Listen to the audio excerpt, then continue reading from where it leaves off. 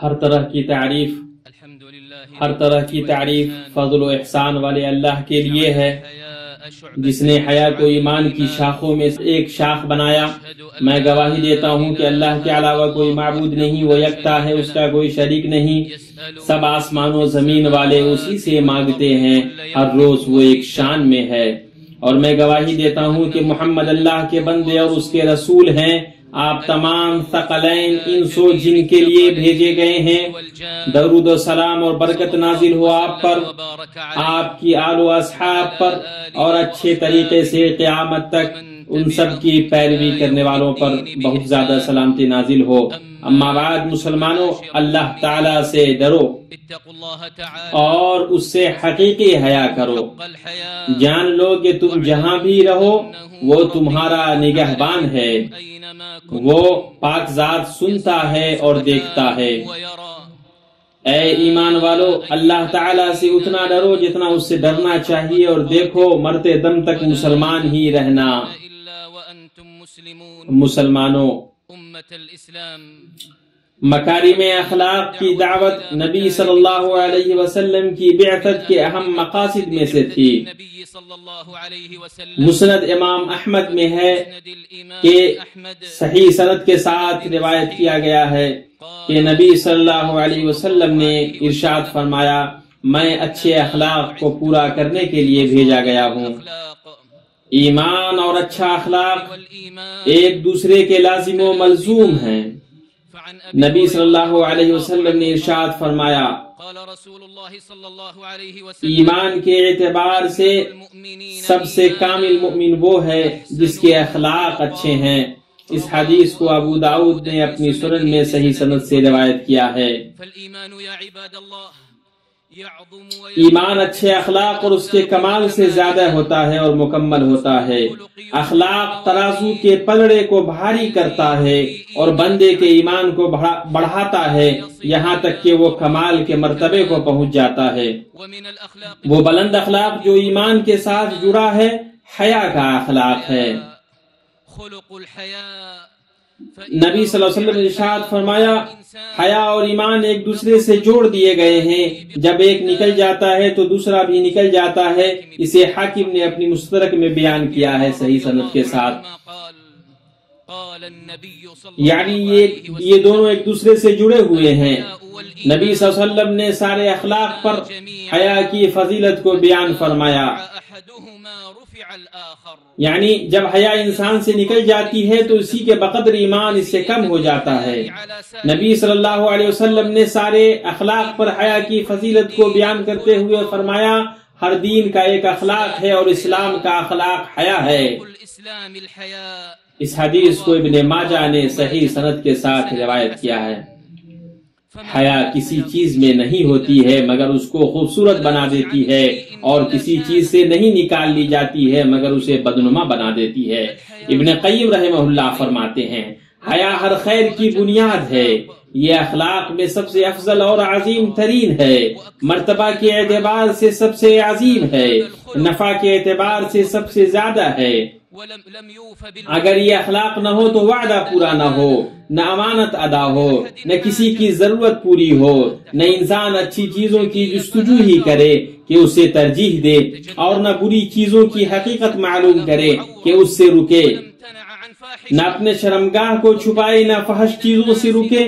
بہت سارے لوگ ایسے ہیں کہ اگر ان کے اندر حیا نہ ہو تو ان پر فرض کردہ چیزوں میں سے کچھ بھی ادا نہ کریں، نہ مخلوق کے کسی حق کی پاسداری کریں، نہ صلہ رحمی کریں، اور نہ اپنے والدین کی فرما برداری کریں۔ اے اللہ کے بندو، حیا انبیاء اور مرسلین اور ان کے طریقے پر چلنے والے صحابہ اور تابعین کا اخلاق ہے۔ یہ موسیٰ علیہ السلام ہے۔ نبی صلی اللہ علیہ وسلم نے آپ کے بارے میں فرمایا، موسیٰ بہت زیادہ شرمانے والے اور ستر پوشی کرنے والے انسان تھے۔ ان کے شرم کی وجہ سے ان کے چمڑے کا کوئی بھی حصہ نظر نہیں آتا تھا۔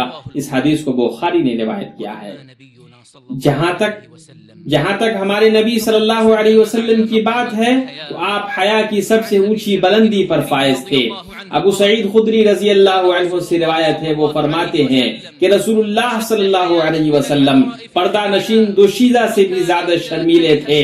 جب آپ کسی چیز کو ناپسند کرتے تو ہم لوگ آپ کے چہرے سے پہچان لیتے تھے۔ آپ اپنے حیا کی وجہ سے بولتے نہیں تھے مگر آپ کا چہرہ بدل جاتا تھا تو صحابہ کرام اس کی وجہ سے آپ کی ناپسندیدگی کو جان لیتے تھے۔ صحیح بخاری میں ہے، حضرت عائشہ رضی اللہ عنہا روایت کرتی ہیں کہ ایک انصاریہ عورت نے رسول اللہ صلی اللہ علیہ وسلم سے پوچھا کہ میں حیض کا غسل کیسے کروں؟ آپ صلی اللہ علیہ وسلم نے فرمایا کہ ایک مشک لگا ہوا کپڑا لے اور 3 بار پاکی حاصل کر۔ پھر آپ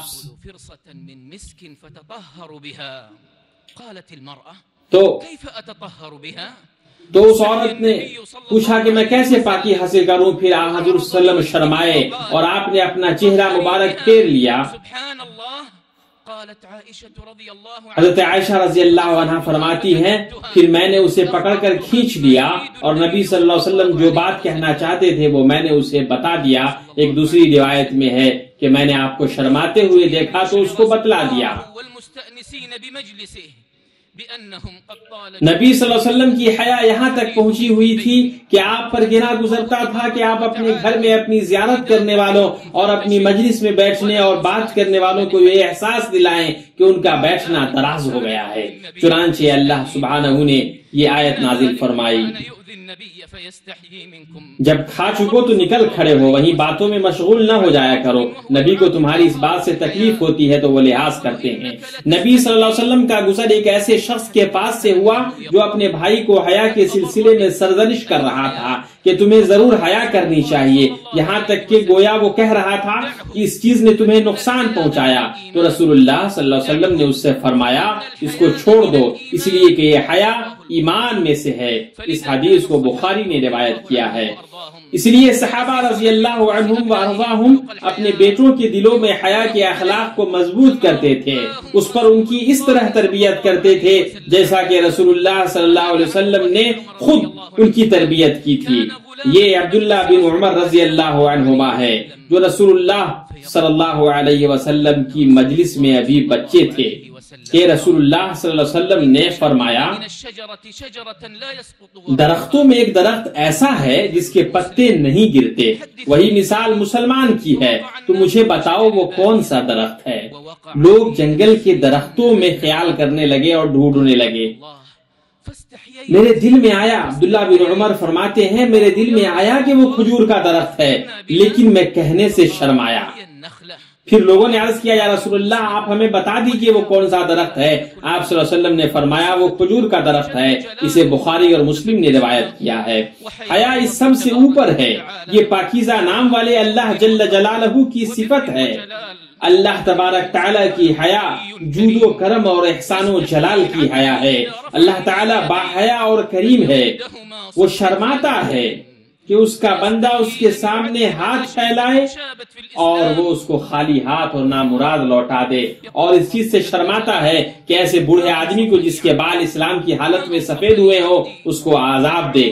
اثر میں ہے کہ اللہ جل جلالہ فرماتا ہے میرے بندے نے میرے ساتھ انصاف نہیں کیا، وہ مجھے پکارتا ہے تو مجھے اس کی پکار کو رد کرتے ہوئے شرم آتی ہے، لیکن وہ میری نافرمانی کرتا ہے اور مجھ سے نہیں شرماتا۔ اللہ تبارک تعالیٰ نے انسان کو حیا پر پیدا کیا، جب اس کو ہمارے دادا اور دادی آدم اور حوا کے دلوں میں ڈال دیا۔ مسلمانوں جس طرح مخلوق سے شرماتا ہے ضروری ہے، مسلمان جس طرح مخلوق سے شرماتا ہے ضروری ہے کہ وہ اپنے خالق سے شرمائے۔ چنانچہ وہ اس کی اطاعت میں تاخیر نہ کرے، نہ اس کی نعمتوں کا شکر کرنا بھولے۔ اللہ اس کو وہاں نہ دیکھے جہاں اس سے منع کیا گیا ہے، جہاں اس جگہ سے غائب پائے جس کا اسے حکم دیا گیا ہے۔ اس لیے نبی صلی اللہ علیہ وسلم نے اپنے ایک صحابی کو وصیت کرتے ہوئے فرمایا، جو روایت معجم طبرانی میں ہے، ایک شخص نے نبی صلی اللہ علیہ وسلم سے کہا آپ مجھے نصیحت کریں۔ آپ صلی اللہ علیہ وسلم نے فرمایا میں تمہیں اللہ سے اس طرح حیا کرنے کی وصیت کرتا ہوں جس طرح تم اپنے قوم کے نیک آدمی سے حیا کرتے ہو۔ مسند امام احمد اور جامع ترمذی میں ہے، عبداللہ بن مسعود رضی اللہ عنہ کہتے ہیں کہ رسول اللہ صلی اللہ علیہ وسلم نے فرمایا اللہ تعالیٰ سے شرم و حیا کرو جیسا کہ اس سے شرم و حیا کرنے کا حق ہے۔ ہم نے عرض کیا اللہ کے رسول ہم اللہ سے شرم و حیا کرتے ہیں اور اللہ ہی کے لیے ہر طرح کی حمد ہے۔ آپ نے فرمایا حیا کا یہ حق نہیں جو تم نے سمجھا، اللہ سے شرم و حیا کرنے کا جو حق ہے وہ یہ ہے کہ تم اپنے سر اور اس کے ساتھ جتنی چیزیں ہیں ان سب کی حفاظت کرو، اور اپنے پیٹ اور اس کے اندر جو چیزیں ہیں ان کی حفاظت کرو، اور موت اور ہڈیوں کے گل سڑ جانے کو یاد کیا کرو، اور جسے آخرت کی چاہت ہو وہ دنیا کی زیب و زینت کو ترک کر دے۔ بس جس نے یہ سب پورا کیا تو حقیقت میں اسی نے اللہ تعالیٰ سے حیا کی جیسا کہ اس سے حیا کرنے کا حق ہے۔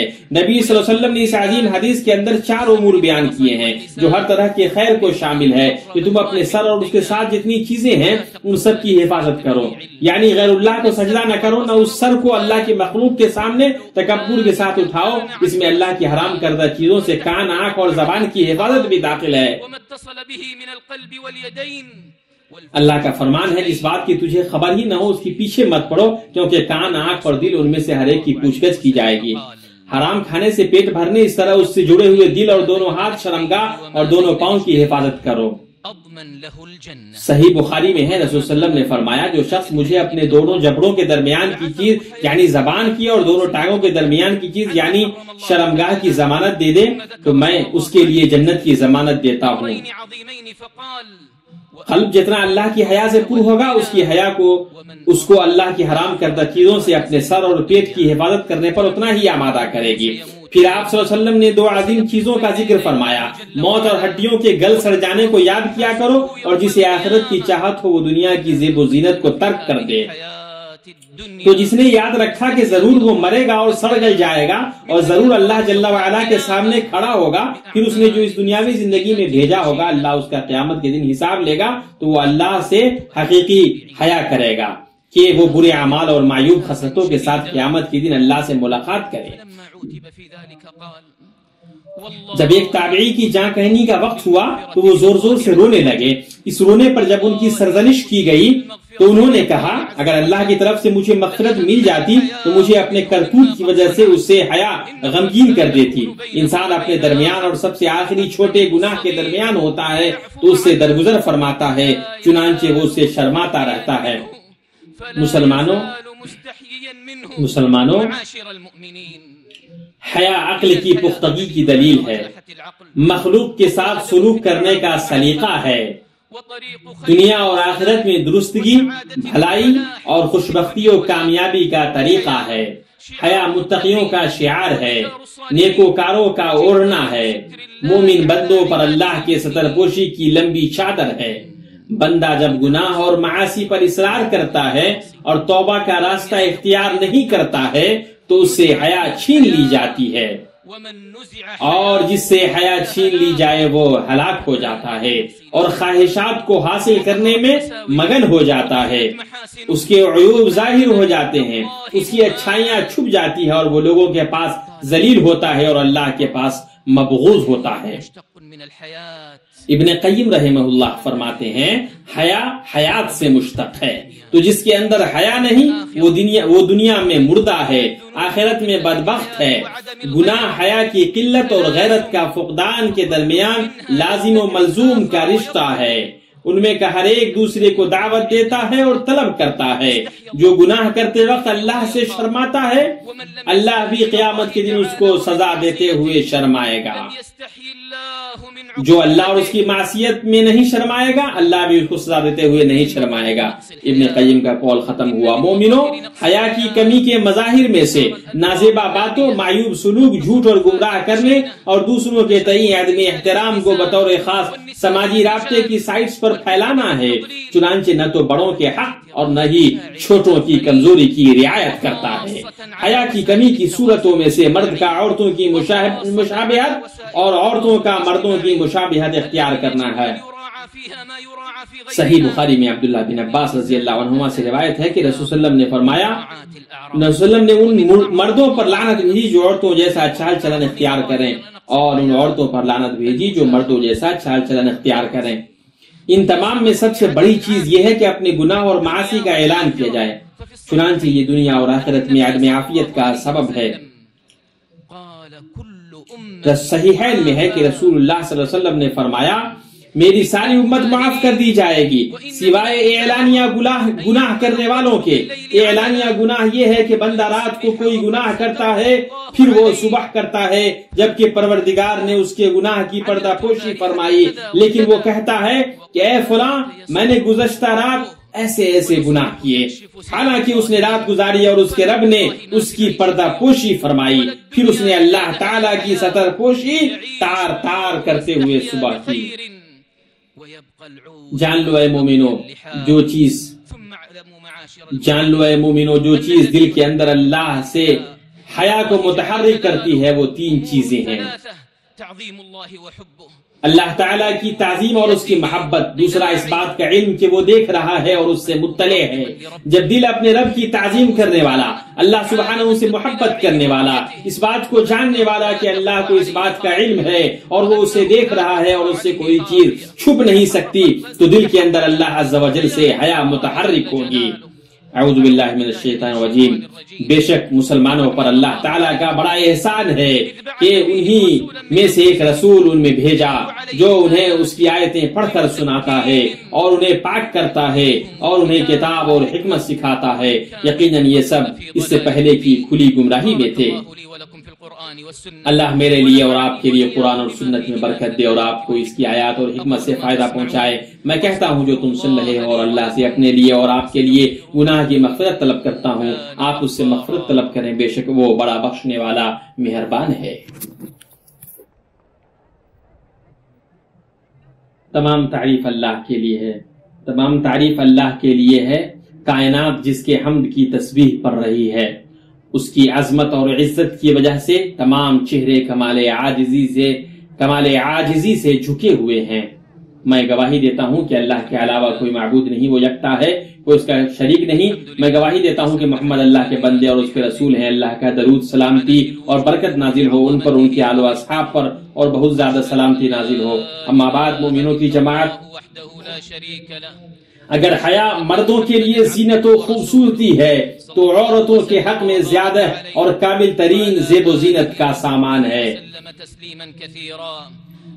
لوگوں میں حیا کے اخلاق کی سب سے لائق عورتیں ہیں۔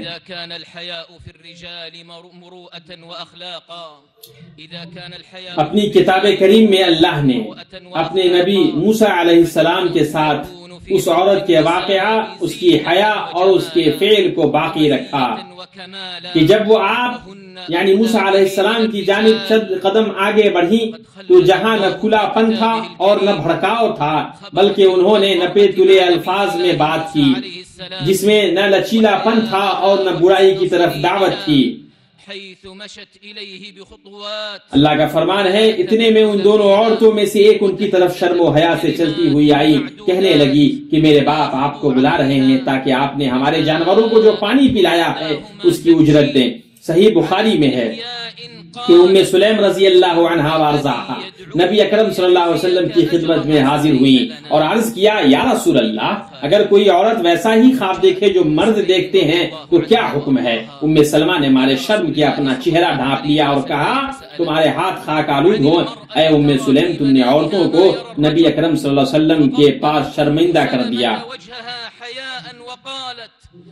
مومنو، حضرت ام سلمہ رضی اللہ عنہا وارضاہا پر حیا غالب آ گئی، حالانکہ اس مجلس میں ان کے شوہر اور ان جیسی ایک عورت کے علاوہ اور کوئی نہیں تھا، لیکن امہات المومنین رضی اللہ عنہم اجمعین کا اخلاق دیکھیے۔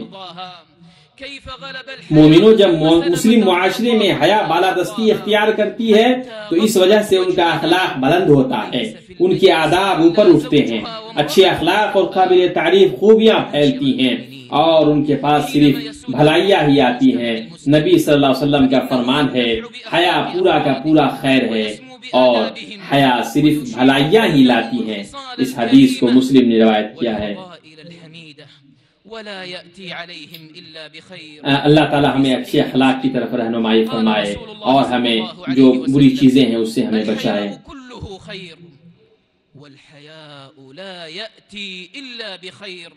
ए अल्लाह मोहम्मद और आले मोहम्मद पर ऐसी ही रहमतें नाजिल कर जैसे तूने इब्राहीम की आलो औलाद पर रहमतें नाजिल की। बिला शुबहा तू तारीफ और काबिल ताज़ीम है। अल्लाह मोहम्मद और आले मोहम्मद पर ऐसी ही बरकतें नाजिल कर जैसे तूने इब्राहीम की आलो औलाद पर बरकतें नाजिल की। बिला शुबहा तू काबिल तारीफ और काबिल ताज़ीम है।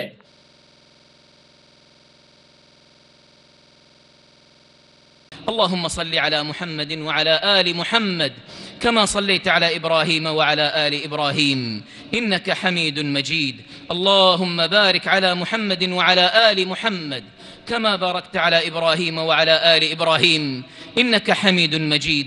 وارض اللهم عن الخلفاء الراشدين أبي بكر وعمر وعثمان وعلي وعن سائر الصحابة والتابعين ومن تبعهم بإحسان إلى يوم الدين، وعنا معهم بعفوك وكرمك وجودك يا أرحم الراحمين. اللهم أعز الإسلام والمسلمين وأذل الشرك والمشركين واحم حوزة الدين، واجعل هذا البلد آمنا مطمئنا وسائر بلاد المسلمين. اللهم أصلح أحوال المسلمين في كل مكان يا ذا الجلال والإكرام. اللهم فرج هم المهمومين من المسلمين، ونفس كرب المكروبين، واقض الدين عن المدينين، واشف مرضانا ومرضى المسلمين برحمتك يا أرحم الراحمين. اللهم إنا نسألك بفضلك ومنتك وجودك وكرمك أن تحفظ بلاد المسلمين من كل سوء ومكروه. اللهم احفظ بلاد الحرمين، اللهم احفظ بلاد الحرمين، اللهم احفظها بحفظك واكلأها برعايتك وعنايتك.